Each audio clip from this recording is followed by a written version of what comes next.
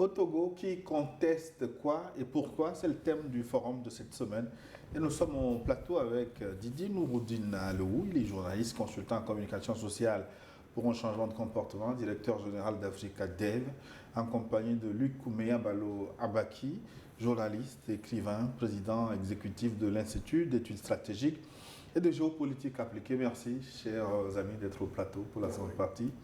La partie des téléspectateurs qui sont nombreux déjà nous écrivent plus 228 87 08 43 43, c'est le numéro pour nous écrire via WhatsApp. Pas d'appel s'il vous plaît. Qui conteste quoi et pourquoi au Togo? Je voudrais commencer tout de suite avec Kara Awangelo, c'est à l'entrée de la ville de Kara au Togo. C'est Simlewa Eso qui nous écrit: bonjour New World, très belle occasion aujourd'hui pour parler du Togo. Les manifestations de rue constatées ces derniers jours viennent d'un ras-le-bol. Le Togo constitue une sorte d'îlot où tout coûte cher, le gaz, l'engrais et pire encore l'électricité. Aucun corrompu n'est inquiété, pourtant on les voit tous les jours dévaster les caisses de l'État. Ce qui est encore fâcheux, c'est quand on nous dit qu'on subventionne la consommation au Togo, alors qu'on sent pertinemment qu'on est en train de nous poncer. C'est trop. Signé Simlewa et son Awangelo Kara. Luc.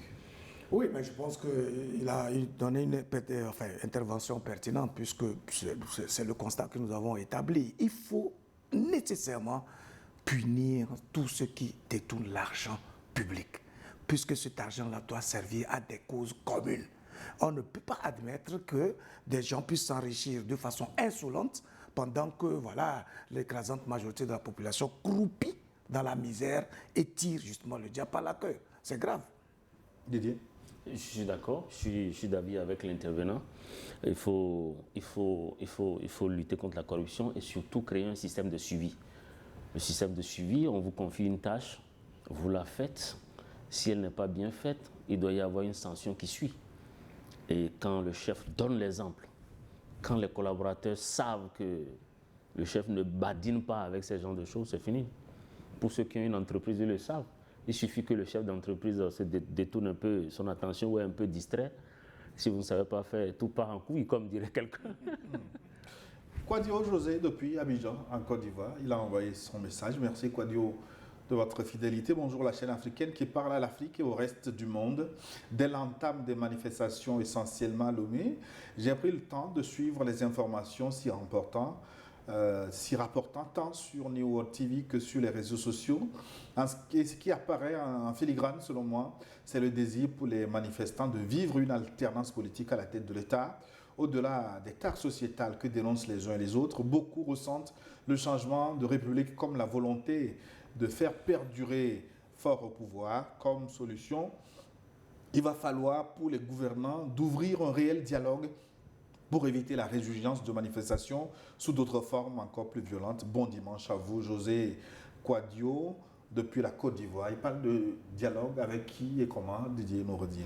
Non, je pense que, comme les manifestants, je crois qu'il y a eu aussi une information qui a circulé où un chef d'un parti politique de l'opposition a rencontré celui qu'on peut maintenant appeler le visage de la nouvelle forme de constitution, un des visages, notamment Zagabombo, et que maintenant ils se sont structurés en mouvement qu'ils appellent M66.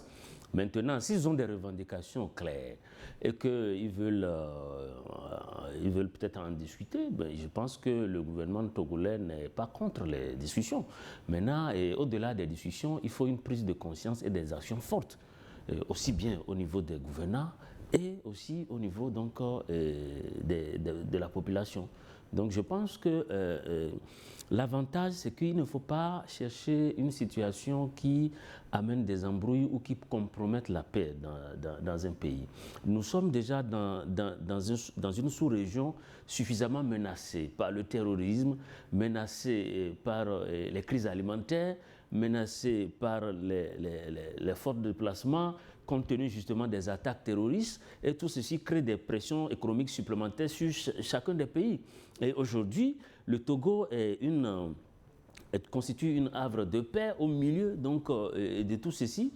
Et je crois que pour ceux qui en appellent à un renversement direct du régime, c'est parce que ceux-là sont en train de fantasmer, ils n'ont aucune idée de ce qui se passe. par rapport quand un régime est renversé brusquement sans élection. C'est une situation assez grave. On a l'habitude de penser que c'est réellement des solutions, mais au fond, quand vous étudiez bien, nous on a fait des études sur toutes ces questions, ce ne sont pas de la Libye en passant par d'autres pays, vous verrez que ça crée plus de problèmes, surtout dans l'immédiat, l'économie se paralyse complètement. Et les partenaires au développement s'en vont, le pays est sanctionné. Donc, c'est des difficultés qui viennent accentuer déjà les pressions qui existaient. Donc, je crois que le mieux pour la jeunesse et même pour les autorités, évidemment, c'est d'aller sur une forme de compromission. De compromis. De compromis, du moins, et de, effectivement, travailler à appuyer sur les bons leviers pour que vraiment la jeunesse puisse être satisfaite. Bonjour le plateau, je me nomme Raphaël, depuis Atiégou, c'est un quartier de Lomé. Pour votre débat, moi je veux vous dire qu'on a faim et nous contestons la mauvaise gestion du pays et l'illégitimité de la Ve République. Monsieur Abaki, j'ai faim. C'est Raphaël depuis Atiégou. Ah oui, je comprends, ça fait. Je bois tout autant que lui, j'ai fait aussi. Ah bon? Non,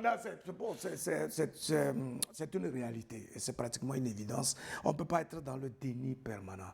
Je pense qu'il faut faire face à l'abcès et chercher le moyen le plus idoine possible de le crever. Moi, je n'ai pas parlé tout de suite de l'alternance. Pourquoi? Parce que moi, je pars d'un principe. Quelqu'un comme Kadhafi était un dictateur. Il a passé beaucoup de temps à la tête du pays. Mais les Libyens n'avaient aucun problème concernant les besoins de base. L'éducation, la santé. Il y avait des dotations même pour les chômeurs, etc., etc. Voilà ce que nous cherchons en réalité.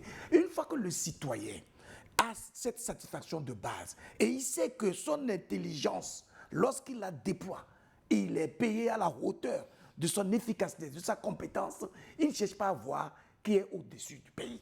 Mais c'est lorsque tout ça là est défait, les valeurs morales elles-mêmes sont affaissées, les règles du vivre ensemble sont piétinées, qu'en réalité on se dit, ben, la faute vient nécessairement de celui-là qui gouverne, puisque c'est à partir de son leadership que les citoyens adoptent une attitude donnée. Donc, plus il y a de rigueur et de modèles d'exemple dans la gestion des affaires du pays, mieux ça prend au sein de la masse et il n'y a pas de débat possible. Le Maroc, c'est un royaume. Ce dirigeant, il est là, mais le peuple n'a pas de problème majeur. Mais si jamais le gouverneur commet l'erreur de priver le peuple de cette opportunité, d'abord de parler, puisque l'expression des idées est déjà curative, et ensuite de trouver sa pitance au quotidien, et bien évidemment, il y aura un soulèvement contre lui, c'est logique. Bonjour le plateau, merci beaucoup à M. Abaki pour sa franchise. Monsieur le modérateur, comprenez que tout Togolais, qui qu'il soit, même pornographe, a le droit de donner son avis sur la gestion de son pays. Ben, c'est ce que nous faisons ici tous les jours. Le peuple a faim, mais on nous sort un slogan insultant, la paix vaut mieux que le pain. Je continue de dérouler les messages qui nous viennent en cascade. Bonjour le plateau, message venu du Bénin. Je suis Kuigan Nawan de Parakou au Bénin. Je suis surpris à double titre, premièrement par le fait que la thématique concerne pour la première fois sur New World Forum le Togo, et je vous en félicite. Ensuite, la thématique en elle-même, telle que formulée, est incompréhensible, voire inacceptable. Comment comprendre qu'un groupuscule d'individus, voire un groupuscule d'individus qui prend en otage le peuple, c'est-à-dire sans référendum, le bien public durant des décennies, et qu'on s'étonne aujourd'hui sur qui fait objet de contestation et par qui. Donc, notre téléspectateur nous trouve notre chers panélistes, êtes-vous satisfait et d'accord avec la manière dont la mutation politique au Togo s'est-elle conduite et opérée? Pourriez-vous le suggérer à d'autres pays? Monsieur Abaki, tentez d'expliquer que le peuple togolais n'a besoin que de consommer, circuler sur les bonnes voies, avoir l'emploi et se soigner dans les bons hôpitaux, etc. C'est vrai, mais pas que. Le peuple doit contribuer au choix politique et à la construction du pays. Il doit ne pas être que consommateur. Non, en fait, sur cet aspect, je pense que le thème le dit, hein, qui conteste, et pourquoi, etc. Ça, c'est circonscrit dans le contexte, justement, des manifestations. S'il fallait revenir sur la réforme qui a été faite, évidemment, on a des opinions à émettre, voyez-vous. Mais, comme je l'ai dit, moi, je n'ai pas de problème avec la longévité des gens au pouvoir. Mais est-ce qu'ils sont efficaces? S'ils ne sont pas efficaces, il faut un sursaut patriotique. Qu'ils comprennent que n'est pas au pouvoir celui qui veut, quoi, en fait. Mais c'est celui qui peut. Et en lien avec l'épanouissement de la population, tout simplement. Et le travail du gouvernement, c'est un travail sacerdotal. C'est-à-dire que plus il fait bien, mieux son peuple le célèbre. Et il rentre justement dans l'histoire de ce peuple. Ou alors, moins il est bon, et puis malheureusement, il devient une forme de paria pour son peuple. Et ça sera évidemment grave, c'est tout. Léopold Kotor, depuis Cotonou, je salue mon grand Louis Kabaki et monsieur Alou Didier. Une question en 3. Pourquoi le Togo a-t-il changé de régime? Est-ce que les Togolais qui l'ont réclamé, puisque le président Faure devait continuer par être fort, F-O-R-T, à quoi a servi tout le contribuable dilapidé à cet effet? Le peuple ne peut pas continuellement rester calme s'il est poussé à la fin F-A-I-M, à l'indigence comme c'est le cas. Si le président reste président, alors la vie des Togolais doit s'améliorer considérablement au jour le jour. Sinon, il y aura toujours de ces genres de bourdonnement. Et la fin, F-I-N, pourrait être très grave. L'histoire a suffisamment montré qu'aucun chef d'État n'a jamais été continuellement plus fort. Que le peuple, c'est une réalité. Je salue mon doyen Sogoyou et lui souhaite un bon repos dominical. Les messages, nous continuons de les avoir de l'Allemagne maintenant. Bonjour le plateau, nous sommes très contents qu'aujourd'hui le thème de forum soit porté sur le Togo. De mon point de vue, les Togolais ont soif d'un changement de régime, un nouveau départ et un nouvel espoir dans un monde en pleine mutation géopolitique. Alors j'en appelle à la sagesse du président Faure pour se retirer. Mes salutations à toi Gilles ainsi qu'à Luc et Didier. Mais j'ai néanmoins une question qui me ronge. Pourquoi en Afrique nos présidents veulent demeurer au pouvoir? Arthur Ouedraogo depuis Hambourg en Allemagne. Enchaîne avec ce message. Bonjour le plateau, bonjour Gilles et Luc, sans oublier Didier. Alors j'ai vraiment une question à poser à Luc. Pourquoi l'OTAN a sanctionné la Russie, soi-disant qu'elle a agressé l'Ukraine? Et ce même OTAN soutient Israël à 100%. En réalité, c'est Israël qui a aussi attaqué l'Iran en premier. C'est Soumana Silla, un ressortissant de l'AES depuis Brazzaville, au Congo.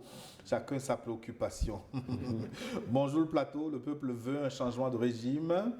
Et puis, pourquoi le peuple a faim, les infrastructures publiques sont inexistantes. Sur le deuxième volet, les infrastructures au Togo, Didier, est-ce que l'analyse est juste? Non, en matière d'infrastructure, il y a des efforts qui sont faits, mais c'est que ce n'est pas suffisant, c'est tout. C'est ce que nous disons, c'est tout ce que nous avons développé tout au long de cette émission. C'est-à-dire que plus la démographie augmente, plus les besoins sont plus croissants, et plus également la jeunesse est plus exigeante, les populations sont plus exigeantes, parce qu'avec l'outil Internet aujourd'hui, Luc a bien fait de le rappeler, les gens voient ce qui se passe dans d'autres pays. Il y a des capitales qui ne sont pas loin d'ici, et les gens voient. Et beaucoup de Togolais aussi voyagent, et aujourd'hui, avec Internet, on voit tout ce qui se passe. Donc, moi, je pense que ce côté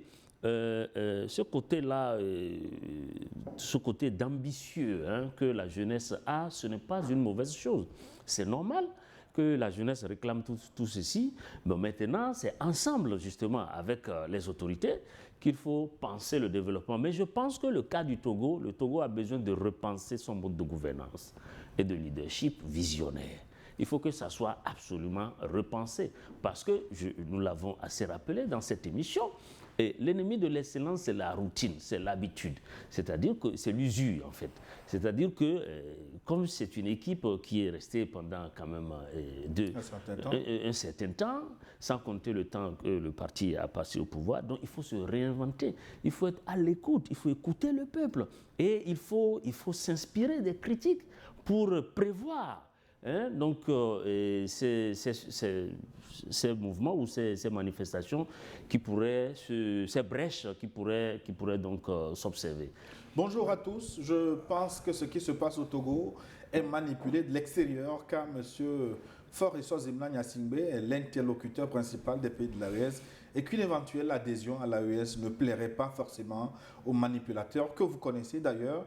Il a bien fait de fermer RFI et France 24. C'est Bobal qui nous écrit de Mayotte. Mais avant de me prononcer, je vais revenir un peu sur les infrastructures. Vous savez, lorsque vous créez le rêve dans l'esprit des citoyens, ben, ils attendent tout simplement.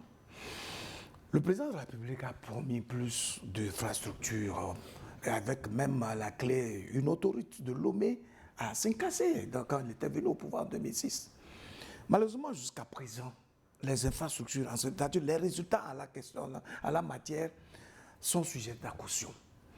Et le problème, c'est qu'en fait, par exemple, lorsqu'il y a une pluie à Lomé, vous voyez que beaucoup de quartiers sont sous l'eau. Or, lui-même, il avait dit qu'on avait plus de problèmes de l'eau. Ça veut dire que même les infrastructures déjà réalisées ne sont pas bien réalisées. Alors, dans un tel contexte, à qui la faute? Est-ce que le diagnostic est posé? Et s'il est posé, est-ce que les responsabilités sont situées? Pourquoi notre autoroute ne nous a pas été faite? Il faut bien nous expliquer, parce que j'ai parlé tout à l'heure de la redevabilité. Voilà des éléments, et puis il y a les factures même des infrastructures en question. Aujourd'hui, l'Internet permet de connaître les normes. Lorsque vous devez faire du bitume sur une route, sur 1 kilomètre, on sait à peu près ce que ça coûte. Alors, lorsqu'on vous dit, vous faites une route de 119 km, on vous dit ça coûte 220 milliards avec des avenants et tout ça. Mais c'est scandaleux, vous voyez? Donc, c'est pour dire qu'il faut de la rigueur. Et il faut être raisonnable. Se montrer suffisamment ambitieux, non pas pour soi, mais justement pour le peuple. Vous voyez? Donc, je pense qu'il y a du travail à faire et on ne peut pas se cacher cela aujourd'hui. Maintenant, sur la question de l'implication des puissances extérieures, je prends cela avec des pincettes. Parce que moi, en tant que journaliste, je suis obligé de travailler avec des faits et des éléments qui sont vérifiables. C'est pour ça que nous accentuons notre analyse en ce moment-là sur un certain nombre de faiblesses et de manquements qui sont quand même connus, qui sont documentés et qui peuvent être démontrés. Maintenant, s'il y a des ingérences extérieures, dans tous les cas, même les pays de l'AES sont toujours victimes des compromis. Ils sont victimes de beaucoup de conspirations. Mais pourquoi ces gens de compromis, de conspiration ne marchent pas? C'est parce qu'ils ont le peuple comme bouclier. Et ce peuple-là les supporte à partir des œuvres qu'ils réalisent justement en sa faveur. Et c'est ça la clé, en vérité. Et c'est ce que nous recommandons justement à nos gouvernants d'aujourd'hui.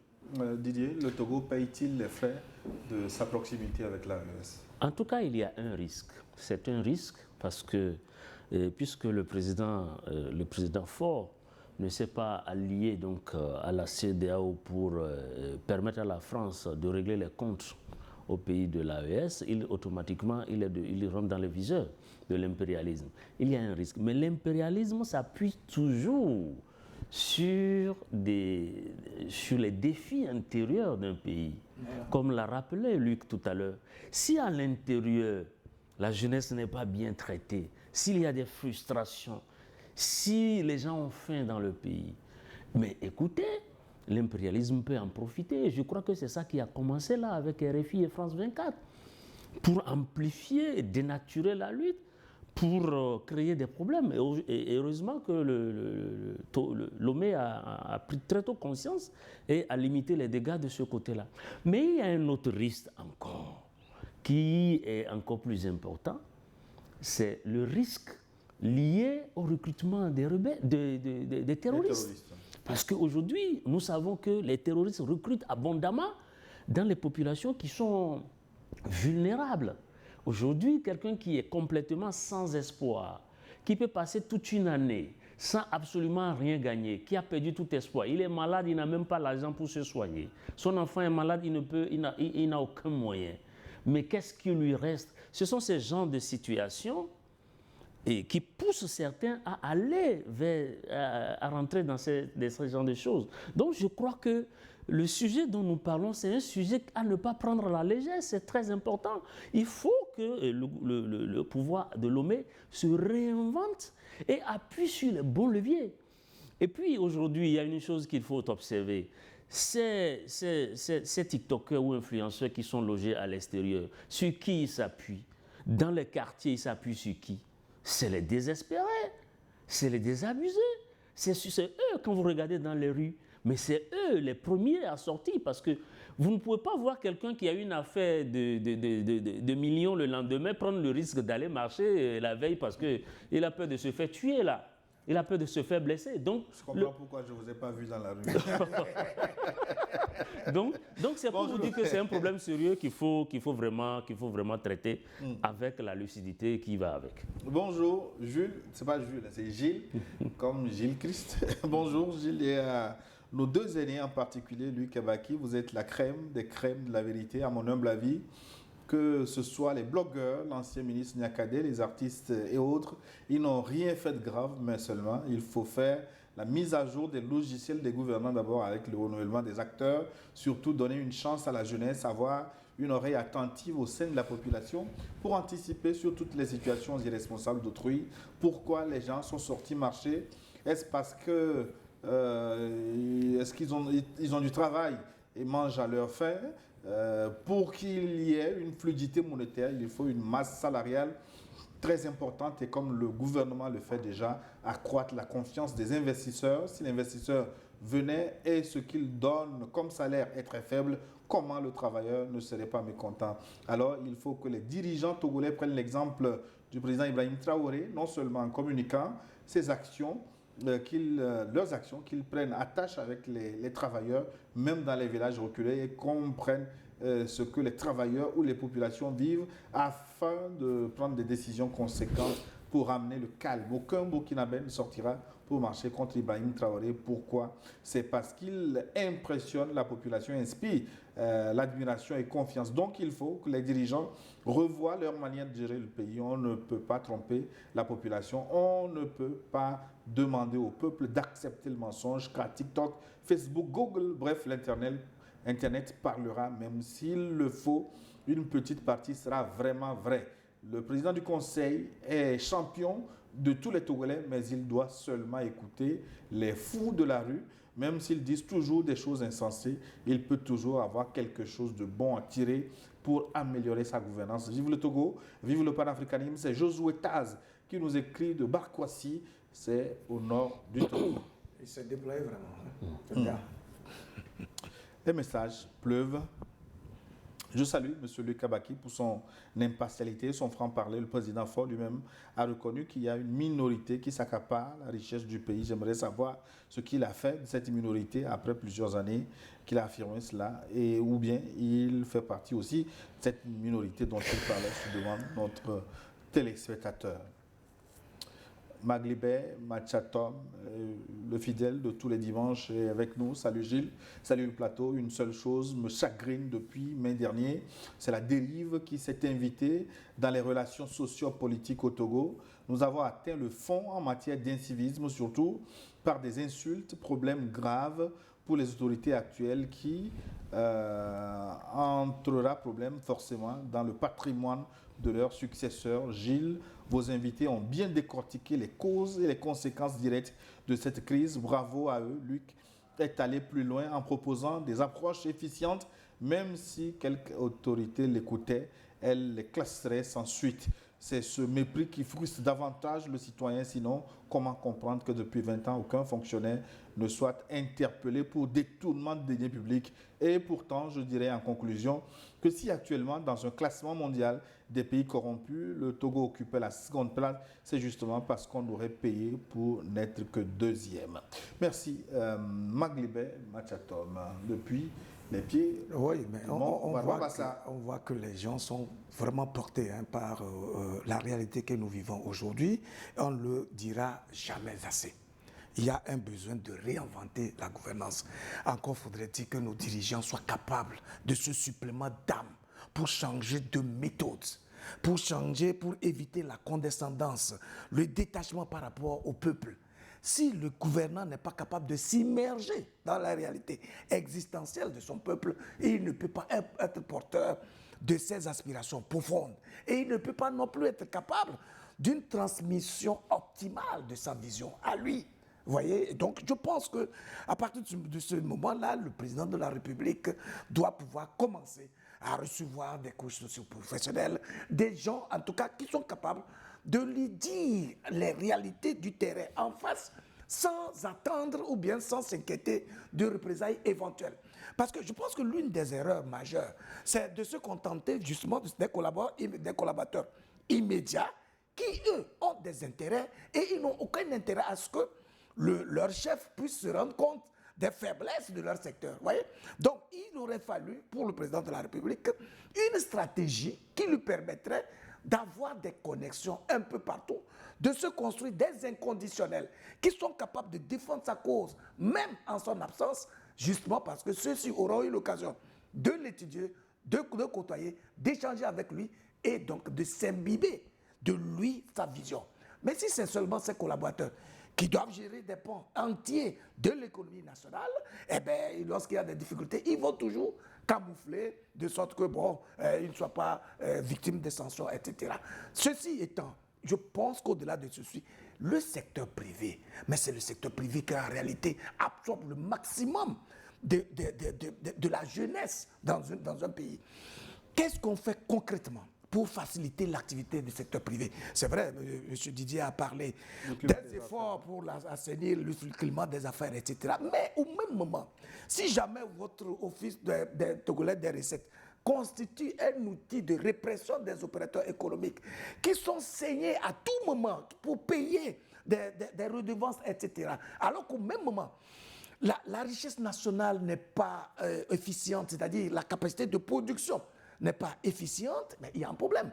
Beaucoup d'entreprises sont obligées de fermer parce que justement, elles n'ont pas les moyens de faire face aux redevances, etc., etc. Donc, il y a un travail de fond à mener et puis faire en sorte que dans chaque secteur, ceux qui sont vraiment passionnés de leur secteur, qu'il y ait des investissements conséquents, de sorte qu'on puisse créer des géants, des champions dans ce domaine, dans chaque domaine, qui vont tirer les autres par un mécanisme d'entraînement. Vous voyez, les 5 doigts n'étant pas égaux, on ne peut pas initier des projets où on va dire, on va vous distribuer 30 000 chacun, et puis vous allez construire votre économie. Non, il faut voir qui sont ceux qui sont capables de cultiver avec passion, avec détermination, avec volonté.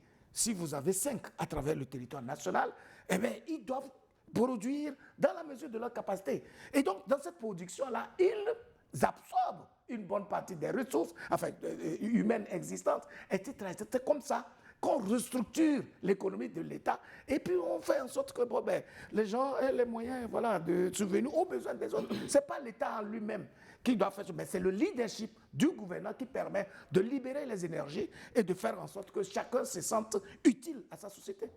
Togolais, viens, bâtissons la cité. Si nous sommes divisés, l'ennemi s'infiltre. Faisons de notre patrie l'ordre de l'humanité. Bonjour Niwa TV, bonjour Plateau, bon dimanche et bonne émission. C'est Béguédou depuis Méchine Tové, la ville natale du président de la République. Chacun gratte là où il a. Didier? Oui, fondamentalement, je crois que le Togo a déjà expérimenté au total, je crois, si je ne me trompe pas sur les chiffres, 29 dialogues, je crois. Si mes chiffres sont bons. 29 dialogues. Les dialogues, c'est important pour amener le calme et instaurer un climat de paix pour un bon développement. Mais en même temps, si il y a des cycles, si on assiste à ces cycles de contestation, ça veut dire que, en définitive, il y a beaucoup d'autres leviers sur lesquels il va falloir appuyer si on veut donner plus d'opportunités à la jeunesse. Et l'un de ces leviers, je ne cesse d'attirer l'attention là-dessus depuis que nous sommes sur ce plateau, c'est la lutte contre la corruption et le suivi des activités. Donc il y a ça. Mais ensuite, il y a d'autres, il y a beaucoup d'autres leviers sur lesquels on aurait pu s'appuyer pour booster l'entrepreneuriat des jeunes. Salut le panel. Luc décortique bien le sujet. Et même, je me dis, même s'il ne serait pas poursuivi après, car on connaît le pays, Luc... Luc, est-ce que vous avez des menaces? Non. C'est bizarre. Moi, je tiens à le témoigner ici. J'ai toujours été critique à ma manière, mais je critique de façon constructive. Et je peux vous dire que depuis que moi je suis journaliste et j'ai cette position, je n'ai jamais été inquiété par qui que ce soit. En réalité, Quel est l'objectif de la critique? C'est d'amener la personne critiquée à s'améliorer, puisque justement elle gère le bien commun. Mais il ne faut pas avoir l'esprit de critique qui t'amène à verser dans les attaques personnelles, dans les insultes, etc., etc. Lorsque vous essayez de tisser votre raisonnement sur la base des faits, des éléments concordants, etc., celui qui est critiqué va se retrouver et il verra lui-même ses faiblesses et les manquements éventuels. Et puis, en retour, s'il a une réponse éventuelle à donner, il faut bien qu'il trouve le créneau par lequel il va aussi s'exprimer. C'est pour ça que j'ai dit tout à l'heure que lorsque Mme Niakhaté avait sorti sa tribune, il aurait fallu qu'on lui réponde, qu'il y ait un débat là-dessus et que le gouvernement démente éventuellement des éléments qui ne seraient pas vrais. Mais lorsque vous laissez le silence s'installer, ça veut dire que vous consentez. Et si vous consentez cela, ça veut dire que vous avez posé des actes extrêmement graves qui sabotent la confiance du peuple et donc votre crédibilité elle-même est remise en cause, malheureusement. Ouais, donc, mais est-ce qu'il y a une langue qu'on pourrait utiliser aussi pour dire qu'on a faim, pour que les dirigeants puissent nous comprendre? Peut-être que Dieu n'a pas encore créé cette langue. Moi, je m'en fous de qui dirige le pays, pourvu que les citoyens mangent à sa faim et arrivent à se soigner. En Chine, en Russie, ce sont les mêmes dirigeants, mais est-ce que la population se plaint? Et ça, Yodou, depuis Agoué, Sagbosito, à Lomé. Et ça, Yodou, ça veut dire? Dieu parle. Dieu parle. Voilà, donc je pense que c'est ce que nous disions et c'est totalement ce que révèlent les enquêtes d'Africadev. La priorité de la jeunesse, ce n'est pas tant un changement du régime automatiquement. Ce qu'ils veulent, c'est les opportunités, c'est une vie décente, c'est de pouvoir trouver des opportunités sur place et de pouvoir s'affairer. Et je pense que ça, ce n'est pas impossible, ce n'est pas... C'est complètement possible vu les potentialités du pays et les opportunités qui sont sur place. Je pense qu'il faut repenser le leadership, il faut repenser la vision, il faut repenser le développement pour que vraiment les jeunes soient mieux pris en compte donc, dans le projet de société en cours. Bonjour le plateau, je vous félicite pour votre impartialité dans le débat qui est très enrichissant et constructif. Notre pays dispose des ressources minières, naturelles et maritimes qui n'impactent pas la vie de la population. Nous ne devons pas nous fier aux indices de la Banque mondiale qui ne cadrent pas avec les réalités du monde. La population veut le pain et la paix à court et à long terme. Normalement, le chef du Conseil, le président du Conseil devait sortir pour parler à ses citoyens. Je crois que le chef du Conseil a une vision pour son peuple que ses collaborateurs ne mettent pas en application pour le bien des Togolais. Il faut que des réformes profondes soient faites comme au Bénin afin d'être au diapason des réalités du monde actuel. C'est Dido Unsei depuis Agamé. Agamé, c'est au Bénin. J'enchaîne avec Norbert. Bonjour à tous, je suis d'accord avec tout ce que dit M. Lukabaki. Tout ce que vit le Togo en ce moment est la conséquence d'une situation exacerbée qui semble plaire à certains à tous les niveaux et pousser d'autres en même temps, malheureusement, à des actes qualifiés de déplacés. Si tout allait bien, qui se plairait de sortir, semer le désordre? Je suis Norbert. Les messages, ils sont encore nombreux. J'imagine. Oui, bonjour New World, je salue particulièrement Luc qui impressionne par la pertinence de ses analyses. Ce qui se passe au Togo, c'est l'accaparement des ressources du pays. C'est pourquoi le régime accepte mal toutes les voix dissonantes. Le Togo ne doit pas se confondre à un individu ou encore les hommes passent, mais le pays demeure. Le Togo a soif de changement après tant d'années. C'est exactement... oui, bon vent à l'émission. C'est Simo qui nous écrit de Yaoundé. Bonjour Niwa TV. Un message des États-Unis. Je suis d'accord avec vous en condamnant les propos injurieux envers les gouvernements, mais choqué que vous n'ayez pas condamné les tortures infligées aux manifestants interpellés. 2 poids, 2 mesures. Le poison qui détruit ce pays entre celui qui injurie et celui qui tue. C'est Yahoo qui nous écoute des États-Unis. Je pense qu'il n'a pas suivi le début de l'émission parce que moi, dès que j'ai pris la parole, j'ai déploré le fait qu'on soit dans cette situation où il y a encore la résurgence de la violence, de l'agressivité, je me suis même incliné devant la mémoire des victimes. Et j'ai rappelé qu'en 2005, le président de la République nous avait dit plus jamais ça, parce qu'il y avait eu des massacres, etc. Donc, je pense qu'on a dit ce qu'il fallait dire. La condamnation, elle est claire, parce qu'il ne faudrait pas qu'en tant qu'être humain, on laisse nos instincts prendre le pas sur nos facultés d'être humain réellement. On est appelé à valoriser nos facultés plutôt que de vivre d'instinct. Parce que c'est quand vous vivez d'instinct que le mécanisme va de soi naturellement. Vous êtes en colère, vous avez envie de taper quelqu'un, de tuer quelqu'un, c'est ça. Ça, c'est l'instinct animal. Mais au-delà de ça, puisque nous sommes des hommes affinés et raffinés, nous sommes obligés d'appliquer les lois et d'être plus élégants. Faire en sorte à convaincre plutôt que chercher à vaincre. Voyez? Donc, je pense que c'est des éléments que nous avons déjà évoqués, mais il y a aussi un aspect qui me tient à cœur. Et c'est de dire qu'en fait, lorsque vous êtes gouvernant, que vous soyez président de la République, ministre, etc., c'est une opportunité qui vous est donnée pour montrer au peuple, c'est-à-dire ceux pour le compte de qui vous êtes là-bas, de quoi vous êtes capable. Et donc, ça veut dire que votre fierté va résider dans les œuvres que vous réalisez au bénéfice de ce peuple-là. Ce n'est pas que vous êtes investi d'une intelligence extraordinaire. Vous n'êtes pas aussi plus intelligent que des gens qui n'ont pas cette opportunité d'être là-bas. Voilà pourquoi vous devez développer votre capacité d'écoute. Être disponible pour recueillir auprès donc, de ceux-là pour qui vous êtes là, leur opinion, leur suggestion. C'est ça qui vous rend efficace dans votre leadership. C'est ça qui permet d'accumuler des résultats éventuels. Mais si vous êtes détaché et vous donnez l'impression que parce que vous êtes ministre ou directeur, alors vous êtes le plus intelligent.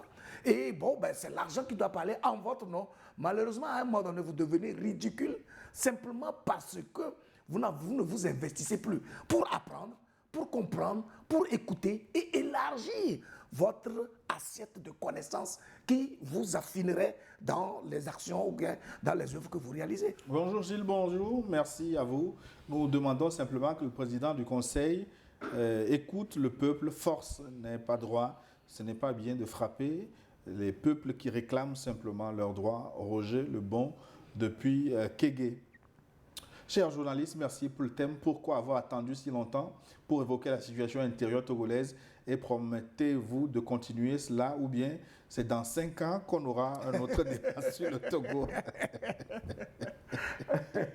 Cela dit, le Togo a besoin d'une gouvernance renouvelée. C'est ce que réclament les manifestants. Le changement de république ne vise qu'à pérenniser un régime. Qu'en pensent les chroniqueurs du jour? Dosso Mebra depuis Dakar au Sénégal. Luc, le prochain thème sur le Togo, c'est dans 5 ans? C'est vous qui programmez les thèmes. Nous, on est disponible à tout moment pour parler. Et puis, donc, on est quand même à l'aise à parler de notre pays. Et même, j'ai dit dès le départ que je suis malheureux de parler, en tout cas de consacrer 2 heures du temps pour parler de ce qui ne va pas. Je suis plus à l'aise à exalter le génie togolais, à le vanter, à le célébrer, à célébrer des valeurs, des modèles inspirants qui montrent qu'on a la fierté d'être togolais. Voilà ce à quoi notre capacité oratoire aurait pu servir et qui nous rendrait quand même heureux, plutôt que d'être là à ruminer des situations déplorables qui donnent le sentiment que les gens refusent en effet de s'investir véritablement pour réfléchir et agir en homme de pensée et penser en homme d'action. Bonjour le plateau, félicitations à vous pour le débat. Moi-même, j'étais obligé de fermer mon entreprise pour partir au Burkina Faso. Ici, il faut faire 3 ans avant de commencer par payer les taxes. Quand c'est une nouvelle entreprise, mais au Togo, juste 3 mois, sans avoir payé les impôts, on m'a taxé. Le comble, je n'avais rien réalisé. Bon, je ne sais pas, je ne maîtrise pas trop le fisc. Je ne sais pas, au bout de 3 mois, est-ce qu'on réclame? Ah oui, bien sûr. Oui, je pense aussi, notamment ça dépend du régime. Je pense qu'on peut déclarer aussi. Ça dépend du régime d'entreprise auquel vous avez souscrit. Une salle, voilà, etc. Voilà, maintenant, je continue à réaffirmer ici qu'il y a quand même des facilités qui sont données et qui permettent quand même d'investir. Maintenant, comme je le dis, Et il y a des choses à faire, il y a des lois à prendre, il y a des leviers à prendre pour rendre tout ça fluide. Vous voyez par exemple, et là c'est sur un autre point, hein, je vais parler par exemple de certains documents qui ne sont pas faciles d'accès.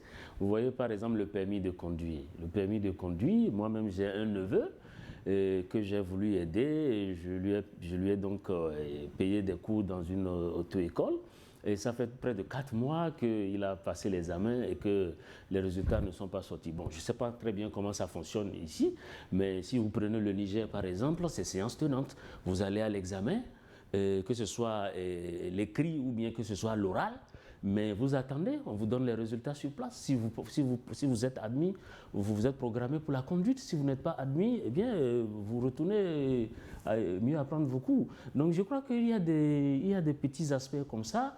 Je vois des témoignages dans les églises, les gens viennent brandir un passeport pour dire qu'ils ont jeûné, ils ont prié pour avoir un passeport, mais je pense qu'il y a de ces petites choses qu'il faut quand même, qu'il faudrait arranger. On n'a pas besoin de prier, il suffit d'avoir ces documents. Bon, je ne sais pas très bien les documents requis. Les documents requis, et puis bon, ça ne devrait pas être un souci pour avoir un passeport ou une carte d'identité. C'est quand même le droit d'un citoyen. Pareil pour avoir un permis de conduire. Et la conséquence, c'est que, parce que moi-même, je me suis fait contrôler par la police routière et j'ai été surpris que c'est le permis de conduire seulement qu'on m'a demandé. On n'a pas demandé les autres pièces. Bon, j'ai demandé alors à celui qui m'accompagne, j'ai dit, mais pourquoi il ne demande que le permis? Il me dit, non, c'est parce que les gens conduisent sans permis. Ah bon? Les gens conduisent sans permis, mais pourquoi c'est si compliqué d'avoir le permis?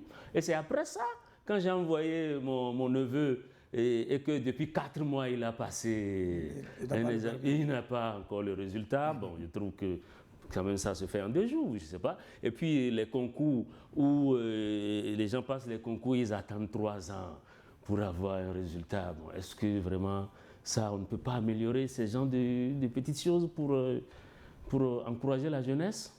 Voilà, il faut pas faire. Bonjour Liward Info, ça fait plaisir de nous donner l'occasion de donner nos points de vue. On n'est pas contre le régime, mais on est contre la mauvaise gestion du pays. Quand ils détestent l'argent, ils ne font pas le suivi. Quand ils décaissent, ils veulent écrire l'argent, ils ne font pas le suivi. Ils nous ont fait une route ici à Sokoré sur la voie d'Assomption. Les chiffres qui nous ont été donnés par rapport à cette route, ça a coûté... Je vous jure, enfin, il veut dire que ça coûte cher. On a eu peur. Actuellement, la route, là, il ne fait pas 6 mois. Il y a déjà des trous sur la route. Est-ce que c'est possible? On n'est pas contre M. Fogna Singwe, mais ce sont ses collaborateurs. On a faim. C'est Armel qui nous écrit depuis Sokoré. Et quant à Emmanuel Collon, docteur Emmanuel Collon, salut, honorable journaliste, nous les Togolais, nous serons très contents d'entendre le président de la République, M. Jean-Lucien Savido Tové. Je ne sais pas s'il a une vocation pour parler, mais je pense que ses attributions ne sont pas aussi consistantes pour lui permettre de parler au peuple togolais, à part le serment qu'il a dit qu'il va... Garant, il est le symbole de l'unité nationale. Donc, en tout cas, dans les autres régimes, en Angleterre, par exemple, moi, je n'ai pas entendu le président parler ou ailleurs. Hein. Bon. Maintenant, est-ce que c'est important qu'il parle? Il va parler pour dire quoi? Puisqu'il n'a pas les leviers de la gouvernance de l'État, il ne peut pas donner des directives.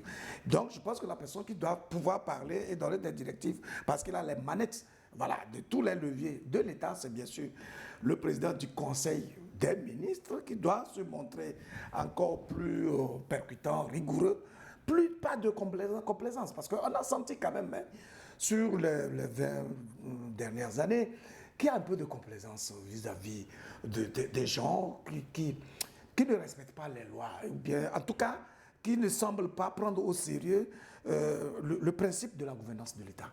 Et ça, c'est un vrai problème. Et il ne faudrait pas qu'il y ait encore cette complaisance-là.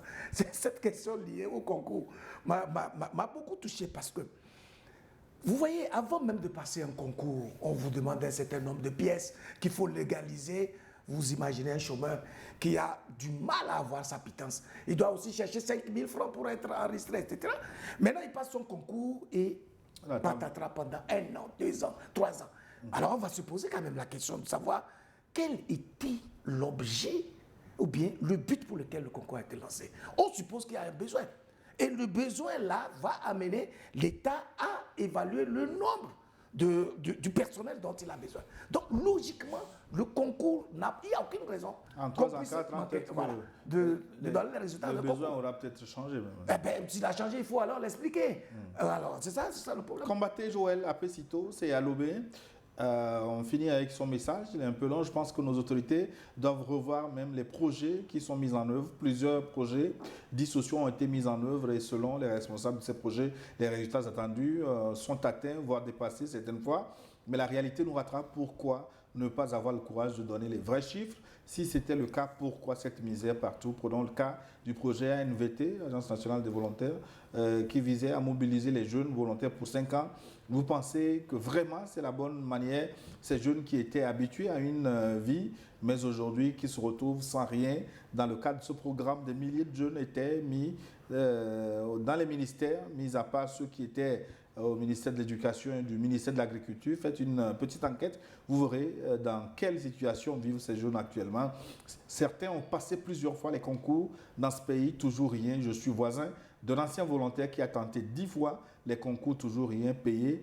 Les gens à 60 000 francs par mois pour 5 ans après les laisser à la maison. Ce n'est pas mieux de leur donner ces fonds en bloc pour qu'ils entreprennent une activité. Combattez Joël depuis Apesito à Lomé. Ils sont encore très nombreux à nous écrire, mais on ne pourra pas relayer tous ces messages. Je pense qu'on a fait l'essentiel. On va conclure, Didier, 1 minute chacun, sur la conjoncture politique au Togo. On a proposé beaucoup de solutions, beaucoup de pistes. Que reste-t-il à faire?